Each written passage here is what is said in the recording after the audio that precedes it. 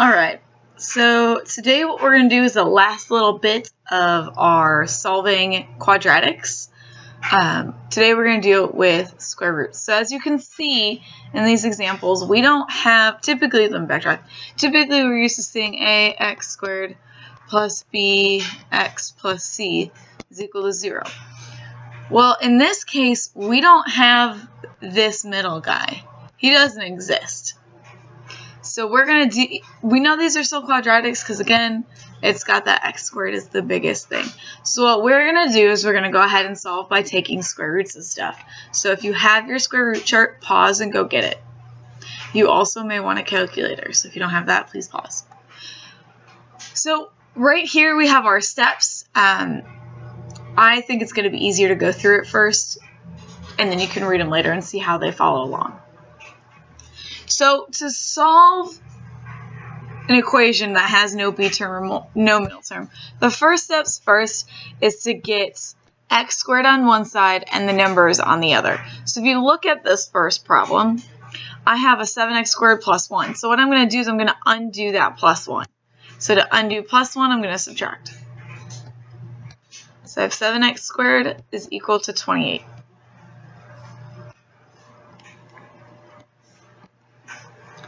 My next step is we're going to solve like we're used to solving for regular x. So since 7x squared, since the 7 and the x squared are being multiplied, I'm going to go ahead and divide.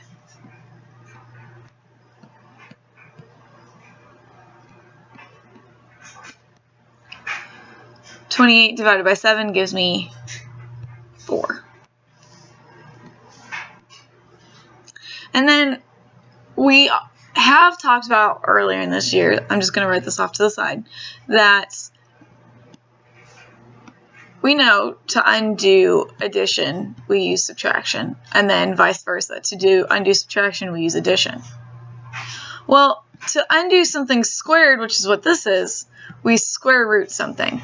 So we're going to go ahead and get rid of that x squared by square rooting. And what I do to one side, I have to do to the other. So x is equal to, remember when we square root, we have two answers. We have a plus version and we have a negative. And then the square root of 4 is 2. And that's my answer.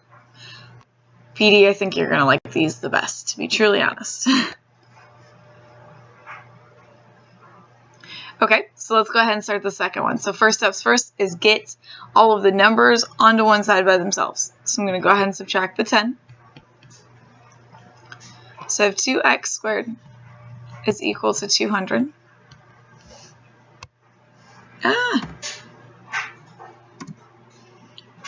Somehow writing today, don't want to be typing. I don't know why, but I am.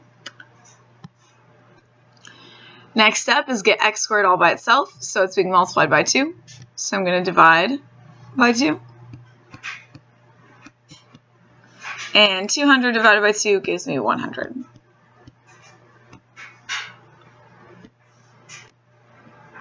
And then that last step is to square root both sides. Remember, we're always going to have two answers, 1 plus 1 minus. And the square root of 100 is 10. Now, sometimes, if you look at problem number 3, I don't necessarily have to add or subtract something like I did in the first two. So since I'm already at the second step, I just go ahead and divide. So I'm going to divide both sides, in this case, by a -7. And I don't know what 448 divided by 7 is. Gives me 64. So I have x squared is equal to 64.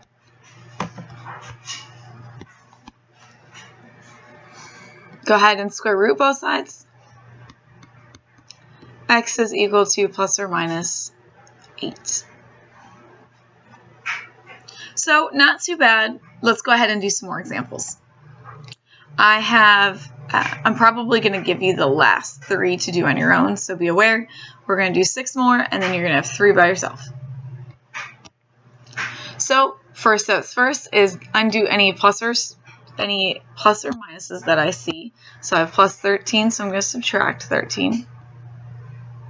So I have 11x squared is equal to 99.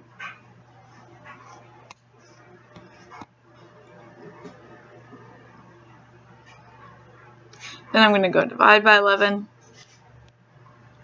X squared is equal to 9.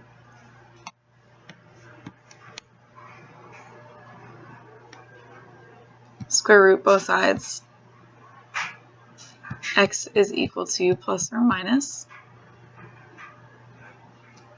3. Good.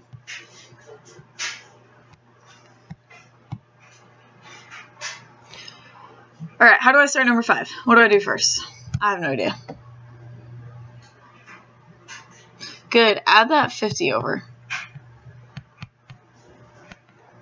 I have negative 6x squared is equal to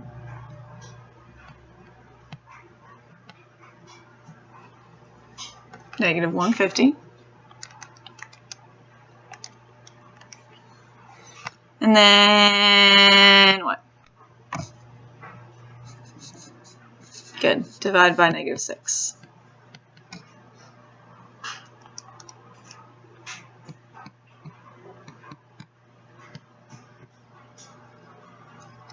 I get x squared is 25. And my last step is to square root. So I get x is equal to plus or minus, so it's square root of 25. 5. Good.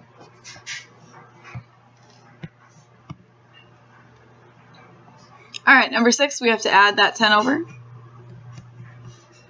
So I have 3x squared is equal to 147. Now what do I do? Good, divide by 3.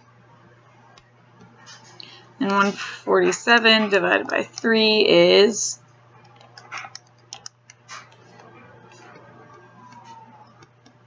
49. Excellent, excellent. Square root both sides. X is equal to plus or minus what? 7. Good job.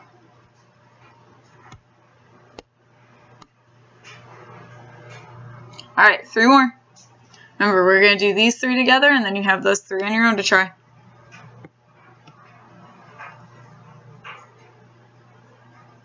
First steps first is to subtract that 30. So 4x squared is equal to 256. I was trying to write that so that I didn't go too far, so I could still write a little bit, because this one's going to be a little bit longer. Divide both sides by 4. I get x squared is 64.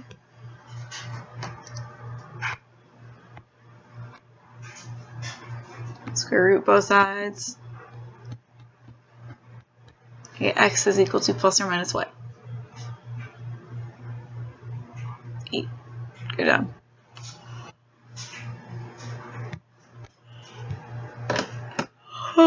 Excuse me, guys.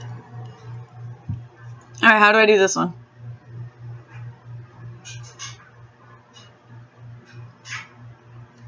Good, you're going to add 10.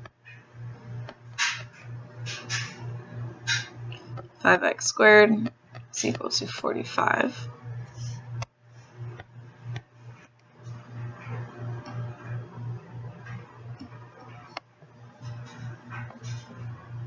Next,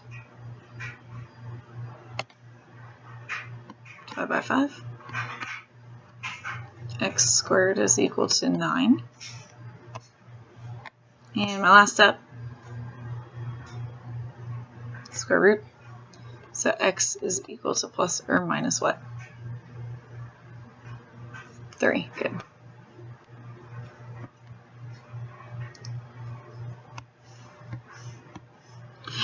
Bum, bum, bum. Last one together. Let's make it a good one. So what do I do first?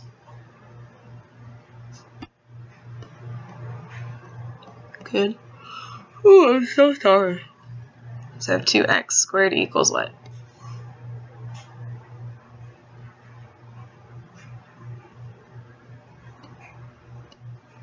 Good.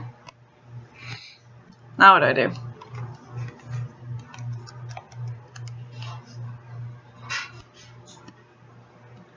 Divided by 2, which is great. Which gives me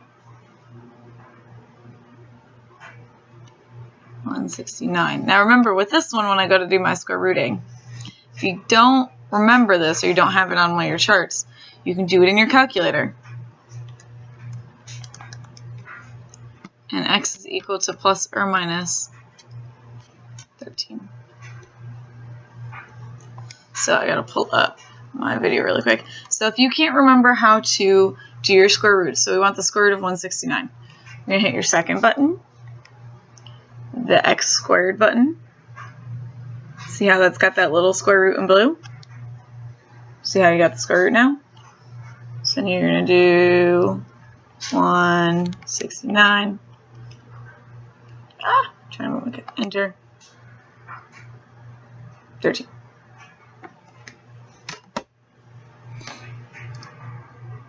Alright guys, pause video, come back and check your answers.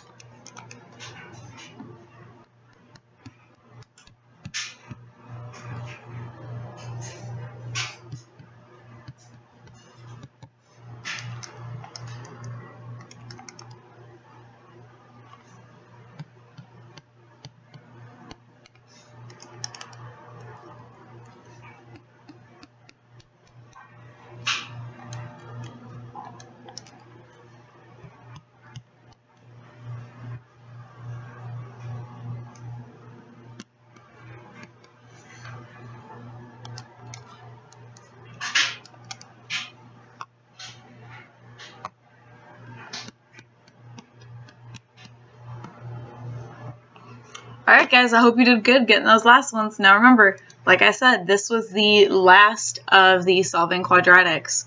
So hopefully next we have a review and a quiz. Let me know if you don't have that in your binder. Alright, have a good day.